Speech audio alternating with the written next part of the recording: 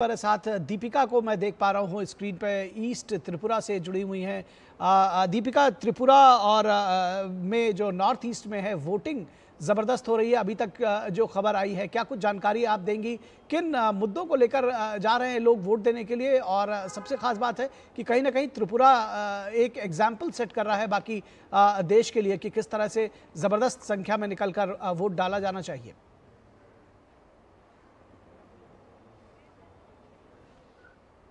बिल्कुल ठीक कहा निखिल आपने। आपको याद होगा कि त्रिपुरा की जो वेस्ट कॉन्स्टिट्यूएंसी की जब पोलिंग हुई थी वो 80% से भी ऊपर गई थी। और अभी भी फिलहाल देखा जाए तो जितने स्टेट्स हो रहे हैं उनमें से त्रिपुरा उन कुछ स्टेट्स में है जिन्होंने सबसे हाईएस्ट वोटर टर्नआउट का पोलिंग परसेंटेज रिकॉर्ड किया है। दोपहर के 1 बजे तक यहाँ पे 54% से अधिक वोटिंग ऑलरेडी हो चुकी थी। कुछ ही देर में हमारा नया अपडेट भी आने वाला है, अगले आधे घंटे में जो हमें मिल जाएगा, जो 54% से काफी अधिक ही होगा। मैं आपको कुछ विजुअल दिखाना चाहूंगी। यहाँ पर मैं अपने कैमरा पर्सन को रिक्वेस्ट करूंगी पैन करके दिखाएं आपको। इस वक्त फिलहाल दोपहर की 3:15 हो रहे हैं, लेकिन आप लाइन देखिए, ये पुरुषों की लाइन है, यहाँ पर महिलाओं की लाइन अलग है। वोटर्स का जो एंथुसियाज्म है कहीं से कहीं तक भी कम होता हुआ बिल्कुल भी नहीं नजर आ रहा। लगातार यहाँ पर वोटर आ रहे हैं। महिलाओं की लाइन में भी 3 लाइनें लग चुकी हैं। तो हम एक्सपेक्ट कर रहे हैं कि जिस तरीके का पोलिंग परसेंटेज हमने त्रिपुरा वेस्ट में देखा वैसा ही त्रिपुरा ईस्ट में आए। अब अगर मुद्दों की बात करें कि यहाँ पर क्या मुद्दे हैं, तो त्रिपुरा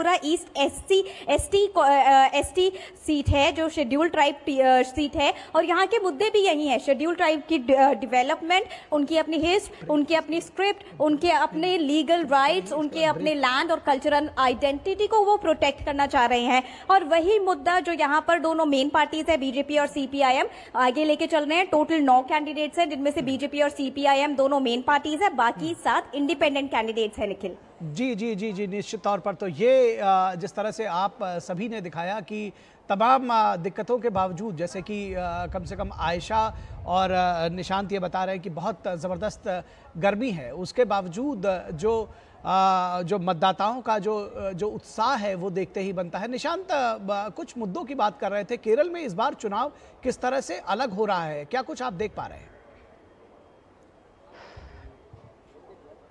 देखिए, केरल में अगर मुद्दों की बात की जाए, पहले स्थानीय मुद्दे आते हैं। जैसे यहाँ पर बात की जाए त्रिवेंद्रम में, तो यहाँ पोर्ट का एक मसला है जिसको लेकर बीजेपी, कांग्रेस और सीपीआई तीनों आमने सामने, और तीनों का कहना है कि उस पोर्ट की शुरुआत जो कि नेक्स्ट मंथ से ट्रायल होने जा रहा है, तो तीनों उसकी कहीं ना कहीं कह रहे हैं कि हमारी वजह से उसकी शुरुआत हुई है।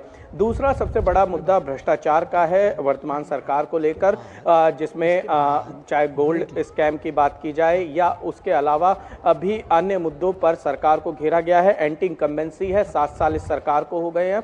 तीसरा सबसे बड़ा मुद्दा है जो बीजेपी के द्वारा उठाया जा रहा है। बीजेपी का कहना है कि चाहे सीपीआई हो चाहे कांग्रेस हो, दोनों केरल में अलग अलग चुनाव लड़ते हुए दिखाई दे रहे हैं, लेकिन केंद्र में दोनों एक हैं। और ऐसे में बीजेपी एक अलग पार्टी है। और वोटिंग परसेंटेज की अगर बात करें इन तीनों राजनीतिक दलों की 2019 के, तो जो यूडीएफ है, कांग्रेस लेड गठबंधन जो है, उसने 47% वोट हासिल किए थे।